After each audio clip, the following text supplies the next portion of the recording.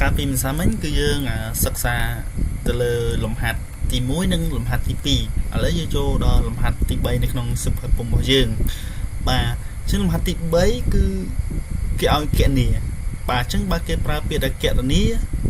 ឬក៏ពាក្យថារកគឺដូចគ្នាបាទអញ្ចឹងក 7n ចំពោះ n ស្មើ5អញ្ចឹងបើករណីគេឲ្យធ្វើបែបហ្នឹងគេចង់ដឹងតម្លៃហើយតើ 7n នេះមានតម្លៃប៉ុន្មានបើករណី n ស្មើ5អញ្ចឹងពេលខ្លះគេប្រើពាក្យថាចំពោះពេលខ្លះគេប្រើពាក្យថាបើបាទពេលខ្លះគេប្រើពាក្យថាកាលណា n ស្មើ5បាទតែនៅក្នុងលំហាត់សៀវភៅពុំរបស់យើងគឺលំហាត់នេះ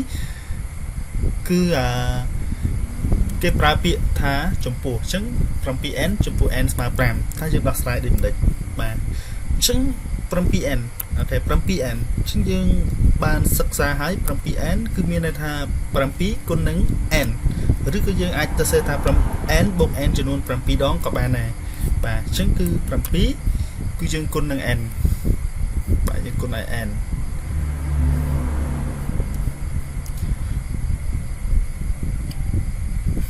7យើងគុណឲ្យ n បាទ7គុណឲ្យ n បាទ7គុណឲ្យ n ចឹងកាលណា7គុណ n តើស្មើប្រមាណ7គុណ n គឺមានន័យថា7បាទឥឡូវយើងចូលមកការអនុវត្តលំហាត់របស់យើងបាទចឹងលំហាត់របស់យើងលំហាត់នៅក្នុងសៀវភៅពុំគណិតវិទ្យាបាទគឺ7គុណនឹង n បាទ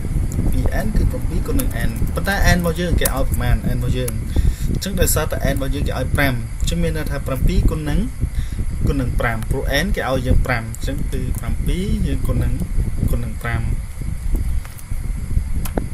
អញ្ចឹង7 5ដងប្រមាណគឺ35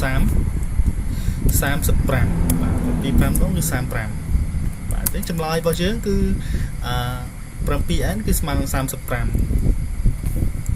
គឺស្មើនឹង35អូខេ35អូសំទោស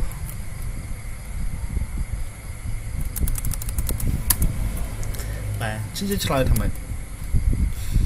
បាទយើងឲ្យប្រើពាក្យថាដូចនេះ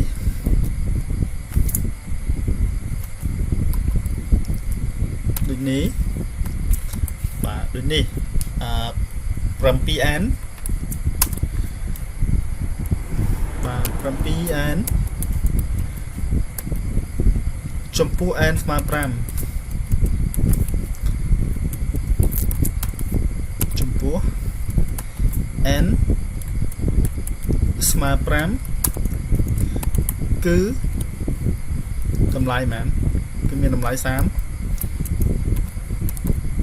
តម្លៃ35បាទ35ប៉ុណ្ណឹងបាទអញ្ចឹងនេះគឺជាលំហាត់ទី1របស់យើងបាទលំហាត់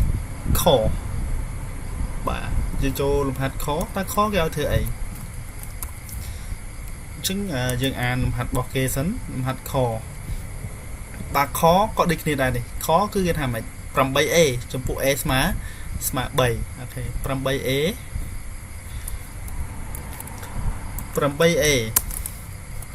ចំពោះ a ស្មើ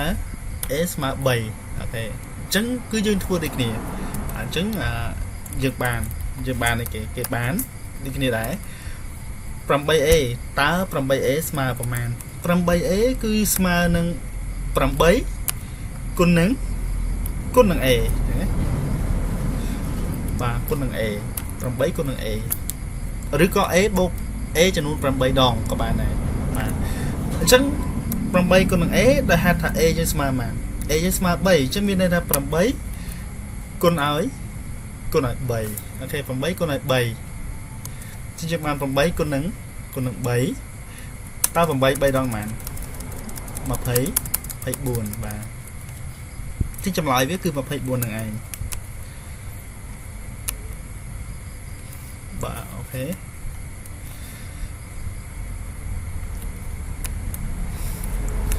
ស្មើនឹង24បាទនេះគឺចម្លើយលំហាត់ខរបស់យើងគឺយើងធ្វើបែបហ្នឹងបាទ Chứឆ្លើយថាម៉េចយើងឆ្លើយដូចគ្នាយើងអាចប្រើពាក្យថាឆ្លើយថាឬក៏ដូចនេះក៏បានដែរ chứ nó cũng phải biệt hạដូចនេះចាបាទដូចនេះបាទចំពោះ A យើងអាចសរសេរថាចំពោះ A យើងអាចឆ្លើយបែបនេះក៏បានដែរចំពោះ A ស្មើនឹង3ចំពោះ A ស្មើ3គឺ 8A ស្មើ24ក៏បានដែរចាគឺ 8A ស្មើនឹង24ឆ្លើយបែបនេះក៏បានឬក៏ឆ្លើយដូចលោកគ្រូនៅខាងលើក៏បានដូចគ្នាបាទជិះយើងចូលមកលំហាត់ girl របស់យើងលំហាត់ girl តើលំហាត់ girl គេឲ្យយើងធ្វើអីលំហាត់ girl គេថា 4t ចំពោះ t ស្មើ2បាទ 4t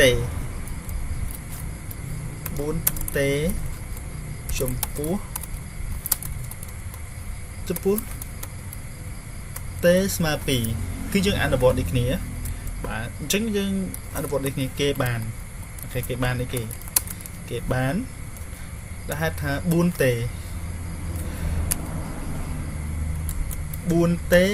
គឺមានន័យថា 4 គុណនឹង t បាទ4គុណនឹងt ឬក៏ t បាទ 4t ស្មើ4គុណនឹង t ក៏បានដែរបាទដែលហេតុថា t ស្មើ2ជាយើងជំនួសកន្លែង t ដោយលេខ2អញ្ចឹងមានន័យថាស្មើនឹង4គុណនឹង2បាទ4គុណនឹង2ដោយសារតែ 4t គឺ t ស្មើ2ហើយ4គុណនឹង t អញ្ចឹងយើងបដូរ t ចេញយើងជំនួសដោយលេខ2បាទជំនួសដោយលេខ2អញ្ចឹងស្មើទៅមុខទៀតស្មើបាន4 2ដងគឺ8បាទ8ចម្លើយរបស់យើងគឺ8ចឹងនៅពេលដែលយើងមើលហើយយើងអាចយកទៅអនុវត្តធ្វើខ្លួនឯងឡើងវិញបាទនៅផ្ទះអូខេចឹងយើងឆ្លើយមកដូចនេះបាទដូចនេះចំពោះ t ស្មើបាទចំពោះ t ស្មើបាន t ស្មើបាទ t ស្មើ2ចឹង t ស្មើ2គឺនោះគេបាន 4t ស្មើបាន 4t គឺស្មើនឹង8បាទចប់លំហាត់curl របស់យើងបាទជិះចូលដល់លំហាត់ curl អូខេលំហាត់ curl បាទ curl ក៏យើងធ្វើដូចគ្នាដែរព្រោះគេសួរដូចគ្នាគឺយើងធ្វើដូចគ្នាដែរអញ្ចឹង curl គេថាម៉េច curl យើងទៅមើលលំហាត់សិន curl គេថាម៉េច curl នេះគេថា 3x ចំពោះ x ស្មើ15បាទ 3x ចំពោះ x ស្មើ15អូខេ 3x ចំពោះ x ស្មើ15បាទ 3x ចំពោះ x ស្មើ15អញ្ចឹងយើងធ្វើដូចគ្នាដែរអូខេអញ្ចឹងគេបានឬក៏យើងបាន3x ដែលហៅថា 3x គឺវាកើតពី x ចំនួន3ដងឬក៏3គុណនឹង x បាទ3គុណនឹង x បាទសញ្ញាគុណហើយសញ្ញា x វាស្តៀងគ្នាបាទ3គុណនឹង x អញ្ចឹង3គុណ x អញ្ចឹងមានន័យថា3គុណឲ្យ x យើងបដូរ x ចេញយើងដាក់លេខបានព្រោះ x ស្មើ15អញ្ចឹងយើងបដូរ x ចេញយើងដាក់លេខ15បាទអញ្ចឹងគុណនឹង15បាទអញ្ចឹងយើង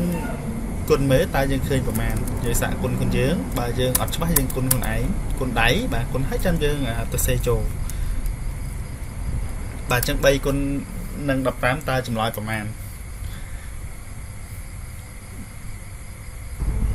បាទអញ្ចឹង3គុណនឹង15គឺចម្លើយវាគឺ45